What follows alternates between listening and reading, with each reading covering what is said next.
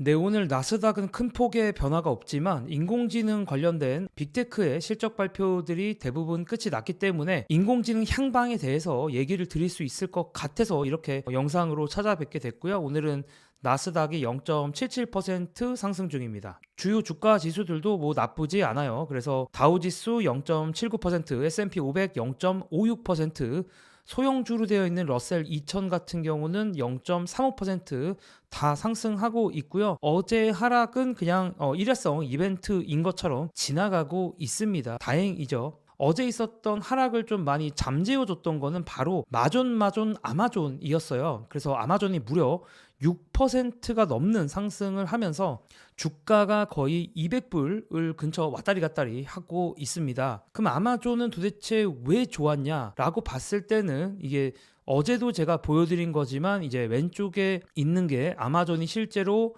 분기 실적에서 발표했던 수치고 이제 오른쪽에 있는 것들이 컨센서스, 그러니까 시장의 예상치라고 보시면 되는데, 아마존이 발표했던 대부분의 지표들이 시장의 예상치보다 다 높게 나왔습니다. 특히 매출도 매출인데 가장 놀라웠던 건 바로 영업이익이었어요. 그래서 아마존의 영업이익이 무려 예상치를 18.2%더 상회했고요. 전년 대비로는 55.6%나 성장했습니다.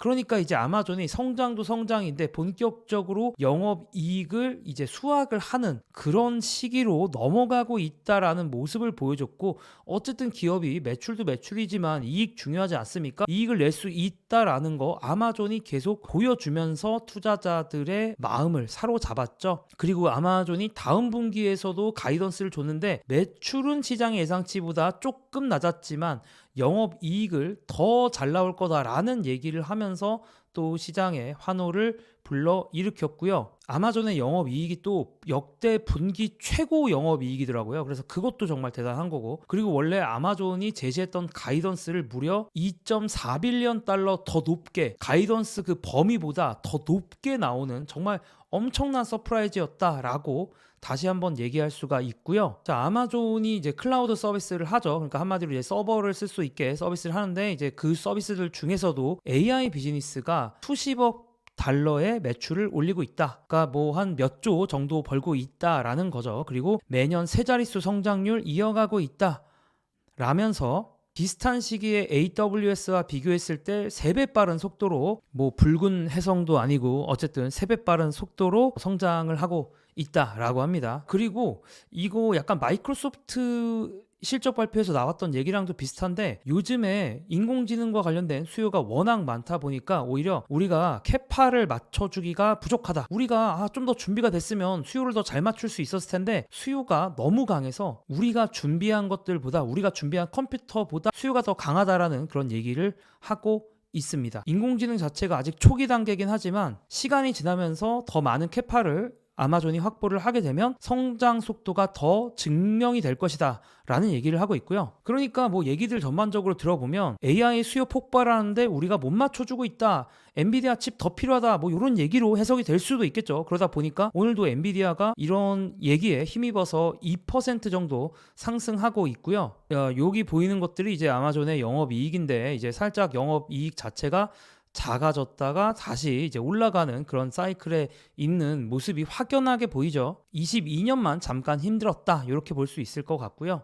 확실히 영업이익이 잘 나오는 게 투자은행들에게는 정말 희소식으로 보였나 봐요. 왜냐하면 지금 여기 뭐 잘 안 보이실 수도 있겠지만 수많은 투자은행들이 아마존 실적 발표 보고 다 목표 주가를 일제히 높였습니다. 요거는 아주 긍정적인 얘기다라고 할 수 있겠죠. 하지만 애플은 그렇지 못했어요. 애플도 간밤에 실적 발표를 했는데 1.63% 하락 중이고요. 애플은 왜 안 좋은 일들이 있었냐?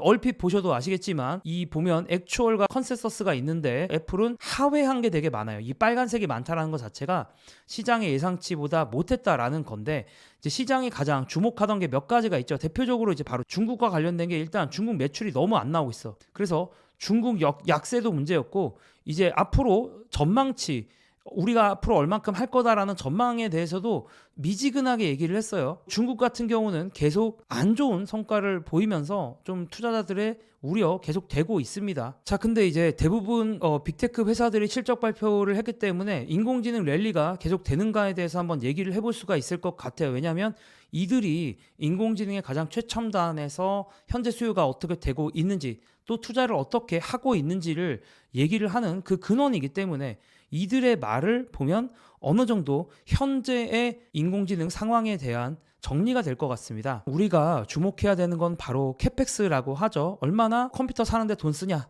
서버 사는데 돈 쓰냐, 데이터 센터 부지를 확보하기 위해 얼마나 많은 돈을 쓰느냐, 전기를 끌어오기 위해서 얼마나 많이 돈을 쓰느냐, 뭐 이런 거죠. 근데 결론만 얘기했을 때는 아마존, 알파벳, 메타, 마이크로소프트 다 가리지 않고 어마어마한 돈을 쓰고 있다. 그러니까 이게 어떻게 보면 엔비디아 주가로 연결이 된 거라고도 볼 수가 있겠죠. 자, 그리고 보면은 재밌는 자료 한번 갖고 와봤는데, 뱅크 오브 아메리카가 2025년 예상 캐펙스, 그러니까 주요 빅테크 업체들의 예상 캐펙스가 원래 2024년 시작할 때만 해도 2025년 캐펙스를 194빌리언 달러라고 생각을 했는데, 지금 다 오고 나니까 3분기 다 지나고 나서 뱅크 오브 아메리카의 주요 5개 빅테크 기업의 예상 캐펙스 지출 금액은 288빌리언 달러로 연초 대비해서 49%나 늘어났습니다. 요거 자체가 어떻게 보면 계속 이제 엔비디아 매출 증가로 이어지고 있는 거고요.